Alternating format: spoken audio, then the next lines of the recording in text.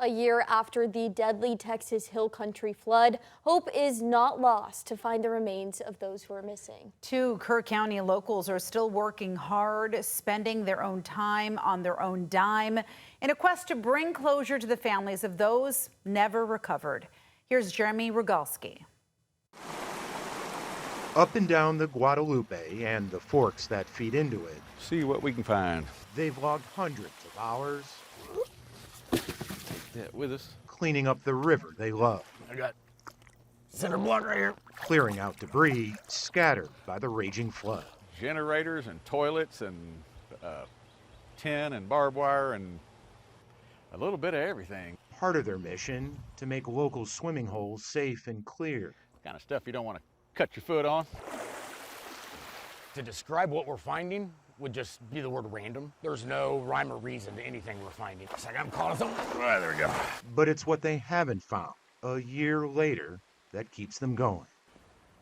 I guess it's a long shot, but it's not a hopeless shot. Darren Potter is a local artist. It's miles and miles and miles of river, you know, and looking for a needle in a haystack. Looking for the two flood victims never recovered, Jeff Ramsey and Cile Steward. She's the same age as Cile is. Ryan Logue has an 8-year-old daughter, just like Cile. Every time I see her parents speak on TV, every time I talk to anybody in this community that doesn't feel closure from what happened,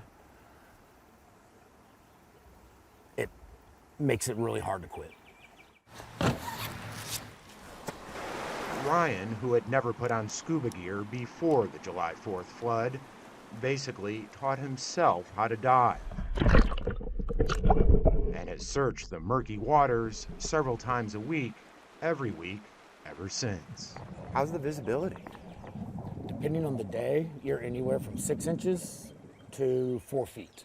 6 inches is like this. That's about right here. Forcing him to often feel his way around, a daunting task that's turned up things somber and grim. Kids' socks, their shoes, their personal effects that you can't forget. What else have you found? So you will find, we have found a lot of bones out here.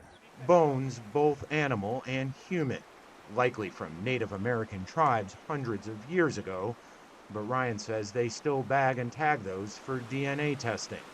So far, though, no match to the missing. It's just I feel like I failed them. I feel like I failed Cile's family. I feel like I failed the Ramseys. I'm one of the last people standing out here, and we haven't found them. But despite the odds, painfully bleak a year later, their search goes on. And if you ask them why, It just feels like it's something important to do. the answer's clear. So if it was my child, I would want somebody out looking for them.